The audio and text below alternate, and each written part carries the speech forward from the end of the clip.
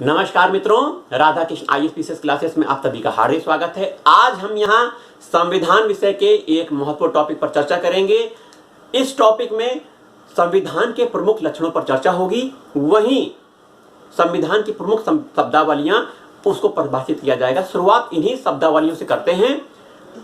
यहाँ शब्दावली लिखी है, संविधान की प्रमुख शब्दावली देखिए। पहला है संप्रभु राज्य। संप्रभु राज्य, भारत एक संप्रभु देश है। संप्रभुता का अर्थ यह है कि भारत अपने आंतरिक और बाह्य क्रियाकलापों में किसी विदेशी शक्ति के अधीन नहीं होगा। जब भारत स्वतंत्र नहीं था तो वह एक संप्रभु राज्य नहीं था। भारत की जो आंतरिक नीतियां होती थी और विदेश नीति होती थी वह अंग्रेज तय करते थे। अंग्रेज एक विदेशी सत्ता थी। तो जब भारत स्वतंत्र हो गया तो भारत ने अपने संविधान में संप्रभुता शब्द को जोड़ा और भारत एक संप्रभु देश बना। इस संप्रभुता का मतलब यही है, एक बार फिर से, कि भारत अपने आंतरिक और बाह्य क्रियाकलापों में किसी विदेशी शक्ति के अधीन एवं अंतर्गत कार्य नहीं करेगा। तो ये पहला शब्द हो गया। अब आइए पंथ निरपेक्षता। भारत के संविधान में एवं प्रस्तावना में पंथ निरपेक्षता शब्द का वर्णन किया गया है। पंथ निरपेक्ष का अर्थ क्या है कि वह राज्य जिसका कोई अपना धर्म मजहब न हो, वह देश पंथ निरपेक्ष कहा जाता है।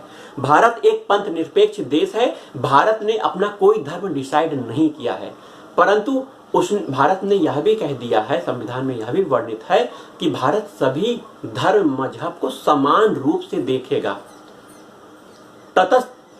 तटस्थ होकर कार्य करेगा, सबको समान रूप से देखेगा, लेकिन अपना कोई उसका धर्म नहीं होगा। यही पंथ निरपेक्षता है, जो कि दूसरा है। अब आइए लोकतंत्रात्मक सरकार।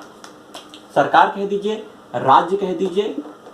लोकतंत्र का अर्थ है ऐसा शासन जो जनता की इच्छा पर निर्भर करता हो। अर्थात लोकतंत्र में जनता द्वारा चुने गए प्रतिनिधि शासन चलाते हैं या फिर जनता शासन चलाती है। जनता की इच्छा पर शासन चलता है। अब यहाँ पर तीन प्रकार के लोकतंत्र को देखने मिलेंगे। भारत में अप्रत्यक्ष लोकतंत्र पाया जाता है।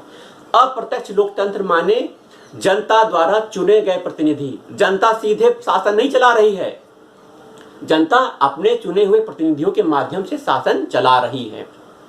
तो भारत की संप्रभुता किसमें निहित है? संविधान में यह वर्णित किया गया है। भारत की संप्रभुता भारत के जनता में निहित है। यहाँ पर लोकतंत्रात्मक सरकार में जनता शक्तिशाली है, जनता अपने चुने हुए प्रतिनिधियों के माध्यम से शासन चलाती है। यह अप्रत्यक्ष लोकतंत्र कहा जाता है। अब एक प्रत्यक्ष लोकतंत्र भी होगा। आपको यह पूछा जाना चाहिए, आप यह पूछ सकते हैं कि प्रत्यक्ष लोकतंत्र क्या है? प्रत्यक्ष लोकतंत्र वह लोकतंत्र है जहां सीधे जनता शासन करती है। इसका उदाहरण दीजिए। इसका उदाहरण स्विट्जरलैंड देश है। स्विट्जरलैंड देश में प्रत्यक्ष लोकतंत्र है, अर्थात जनता सीधे शासन करती है। वहीं एक और उदाहरण है। क्या उदाहरण है? प्रत्यक्ष और अप्रत्यक्ष लोकतंत्र दोनों साथ साथ चलते हैं। जैसे ऑस्ट्रेलिया देश में प्रत्यक्ष और अप्रत्यक्ष लोकतंत्र दोनों साथ साथ चलते हैं। चलिए, यह हो गई बातें लोकतंत्रात्मक सरकार की। अब आइए गणतंत्र। गणतंत्र, भारत एक गणतंत्र देश है। गणतंत्र का क्या परिभाषा है? ध्यान से सुनिएगा। गणतंत्र की परिभाषा यह है कि देश का प्रमुख जनता द्वारा चुना जाता है। दूसरी बात, देश का प्रमुख वंशानुगत नहीं होता है।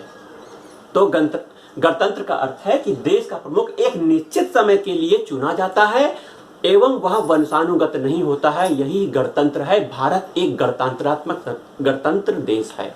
ठीक है, आगे आइए। समाजवाद। समाजवाद से क्या आशा है? समाजवाद से आशा है कि आय और प्रतिष्ठा एवं जीवन यापन में सबको समान रूप से व्यवहार करना।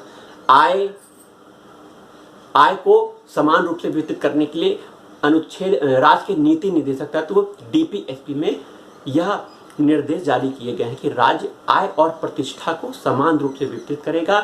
धन के संकेंद्रण को किसी एक व्यक्ति में जाने से रोकेगा, अर्थात धन को समान रूप से वितरित करेगा। इसको करने से देश में आय की एकता आती है, एक समान रूप से एकता आती है। आर्थिक एकता समानता लागू की जाती है। वहीं समाजवाद आय, प्रतिष्ठा और जीवन यापन के स्तर में जो विषमता है उसको दूर करने की बात करता है। यही समाजवाद है।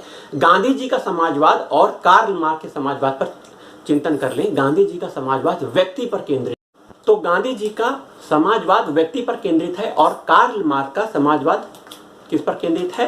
राज्य पर केंद्रित है। गांधी जी व्यक्ति के विकास की बात करते थे। व्यक्ति को इतना आत्मनिर्भर स्वावलंबी बना दिया जाए जिससे वह अपना विकास कर सके। व्यक्ति के विकास को ध्यान में रखकर गांधी जी अपनी योजनाएं बनाते थे। वहीं कार्ल मार्क्स पूरे राज्य को केंद्रित करके अपने समाजवाद को परिभाषित करता है। तो यह हो गई बातें किसकी? समाजवाद की। अब न्याय की परिभाषा है, सिंपल सी परिभाषा, सबके साथ न्यायोचित व्यवहार न्याय है। सबके साथ न्यायोचित व्यवहार करना ही न्याय है। इस न्याय में राजनीतिक न्याय पर चर्चा कर लेना आवश्यक है। राजनीतिक न्याय क्या है कि धर्म, मूल वंश, जाति आदि के आधार पर किसी भी व्यक्ति के साथ सभी नागरिकों को राजनीतिक प्रक्रिया में भाग लेने का जो अधिकार है वह देना चाहिए। धर्म के आधार पर भेद नहीं करना चाहिए, जाति के आधार पर, लिंग के आधार पर तो राजनीतिक अधिकार देने में इस आधार पर भेद नहीं होना चाहिए। यह उसका राजनीतिक न्याय कहलाता है। वहीं राजनीतिक अधिकार यह है कि प्रत्येक व्यक्ति के पास एक वोट है और उस वोट का एक अपना महत्व है।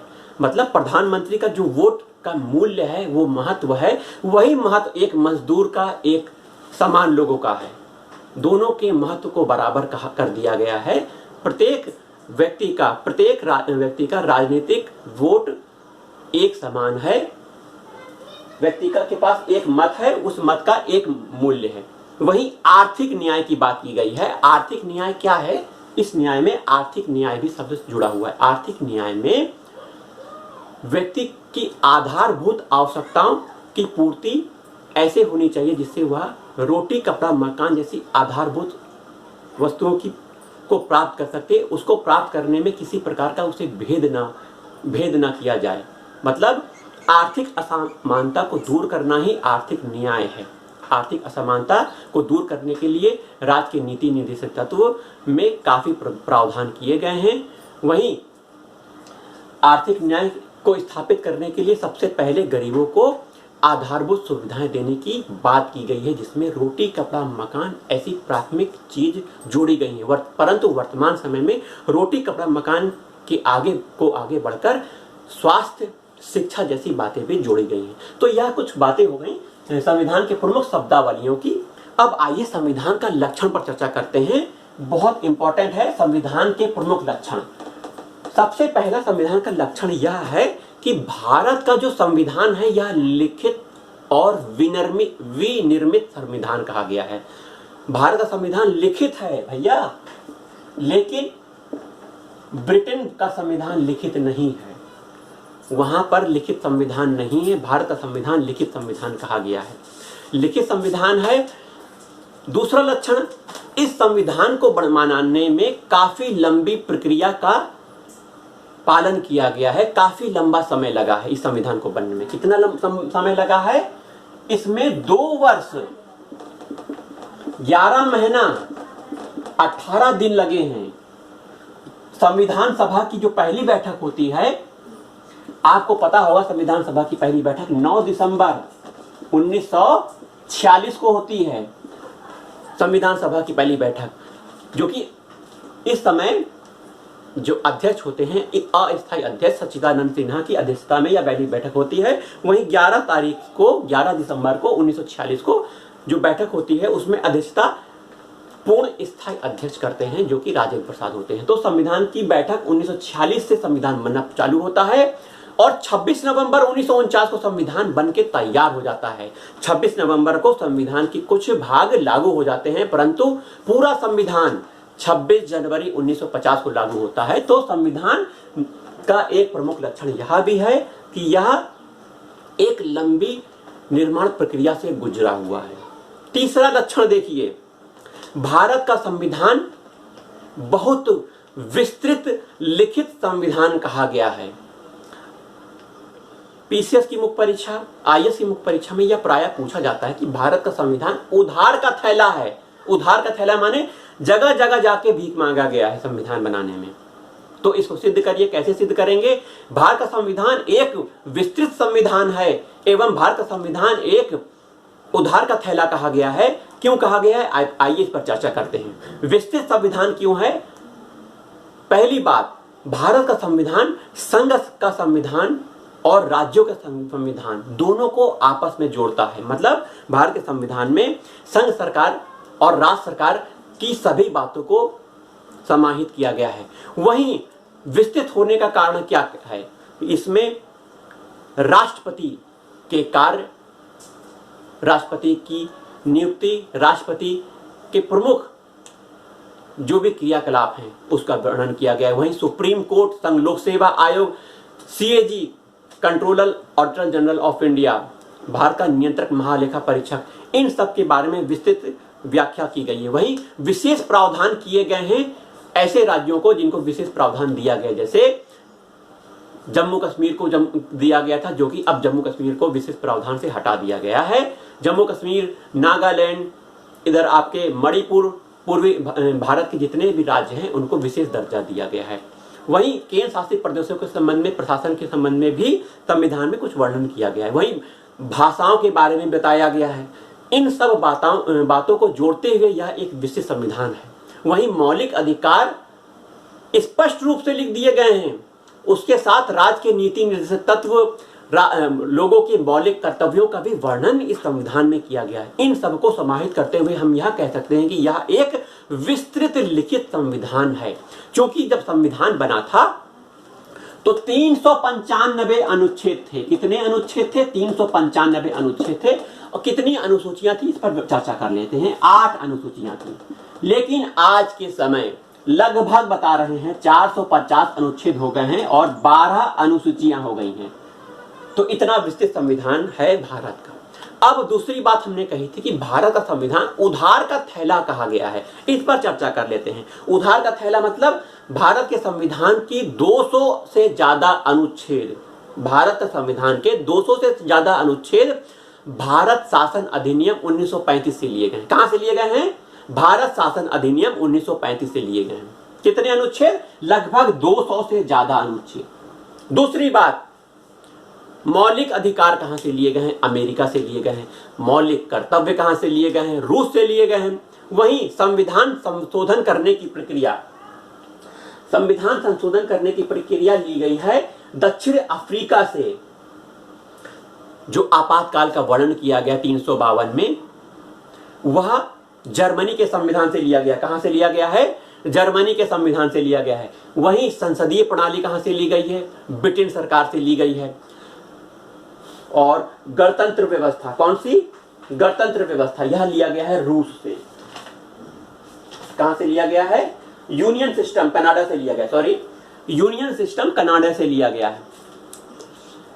डीपीएसपी आयरलैंड से लिया गया। कहां से लिया गया है? आयरलैंड से। संविधान के नीति निर्देशक तत्व आयरलैंड से लिया गया है। वहीं समवर्ती सूची ऑस्ट्रेलिया से ली गई है। समवर्ती सूची ऑस्ट्रेलिया से ली गई है। तो ऐसी बातें, ये जो इन सब प्रावधानों को, थोड़े थोड़े प्रावधानों को विदेशों से लिया गया है।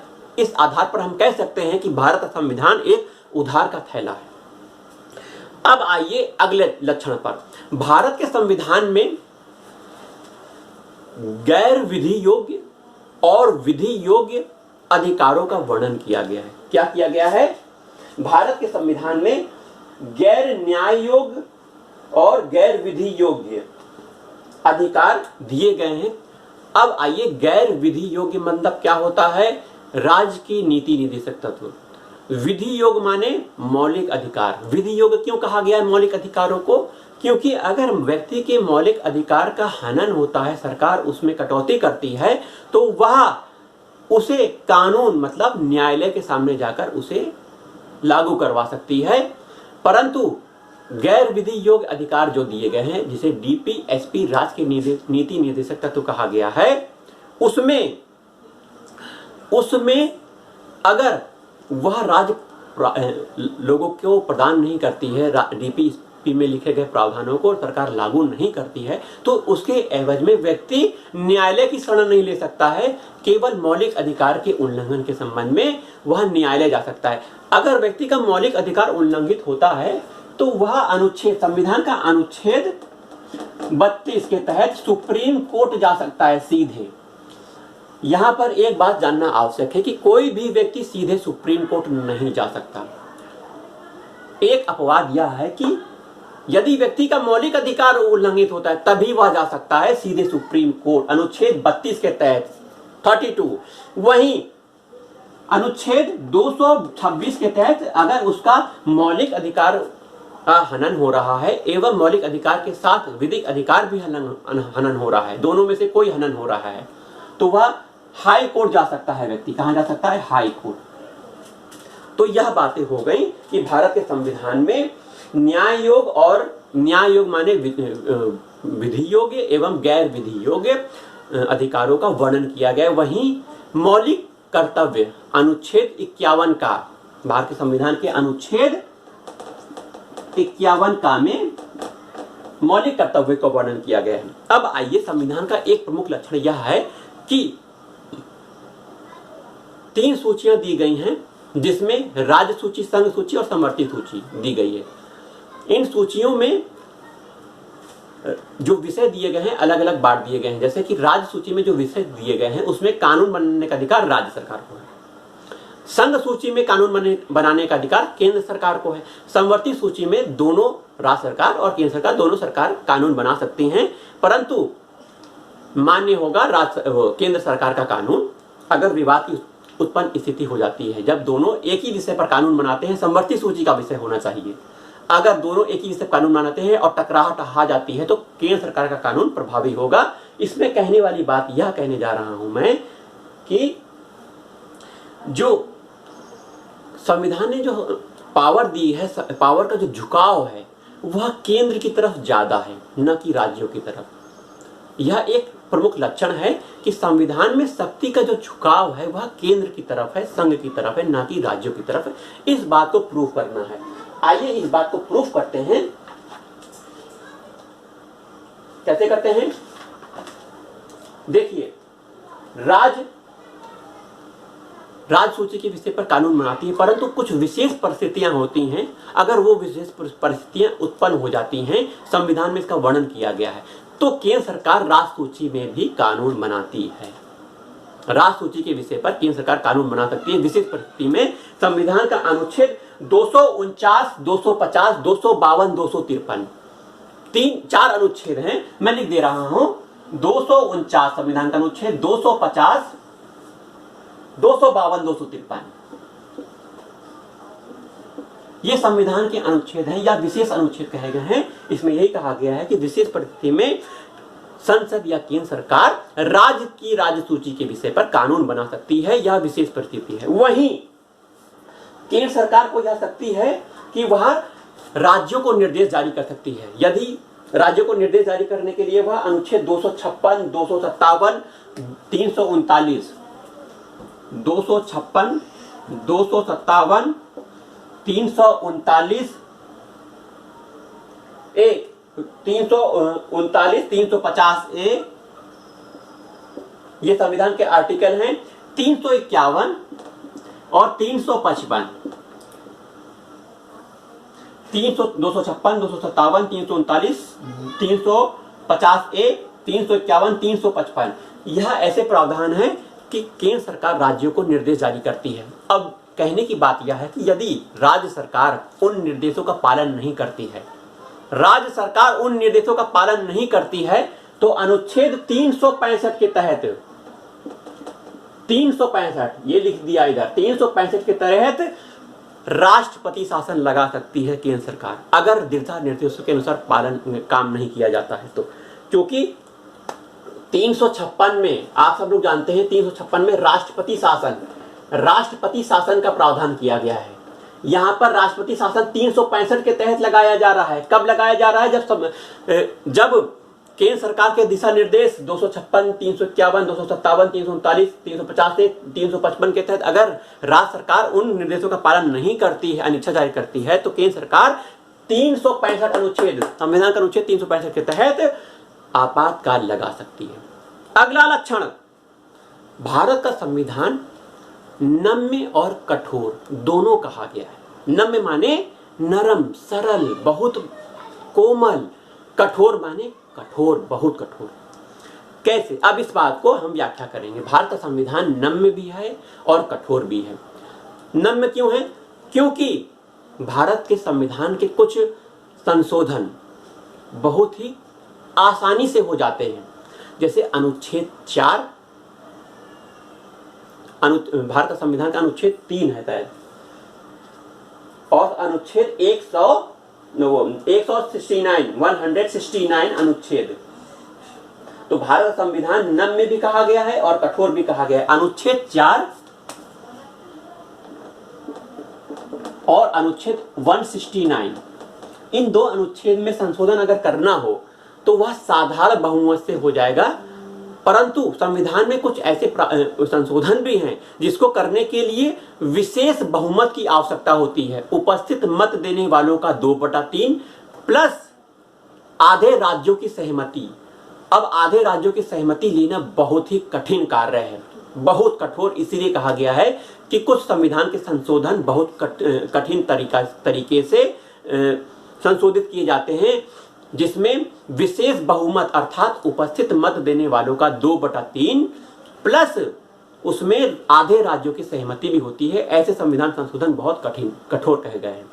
तो भारत का संविधान नम्य भी है, कठोर भी है। वहीं हमने अभी बताया कि अनुच्छेद 4 और 169, जैसे कि 4 में यह कहा गया, अनुच्छेद 4 में क्या कहा गया कि भारत का नाम, राज्य क्षेत्र बदलना, राज्य की सीमाओं का परिवर्तन करना, यह एक बहुत सरल प्रक्रिया है। इसे संविधान संशोधन भी नहीं कहा जाता है, लेकिन संविधान संशोधन है। तो अनुच्छेद 4 में संशोधन बहुत हल्के तरीके से हो जाता है। लेकिन अमेरिका का संविधान देख लीजिए, अगर राज्यों का नाम बदलना हो तो बहुत ही मुश्किल होगा, बहुत कठोर है वहां पर संविधान संशोधन करना। तो वहां का संविधान बहुत कठोर कहा गया है। लेकिन हमारा भारत का संविधान बहुत नम्य और कठोर कहा गया है, कहीं नम्य है कहीं कठोर है। तो यह सब बातें हुई भारत के संविधान के लक्षणों की। चलिए आज के वीडियो में इतना ही। जय हिंद, जय भारत।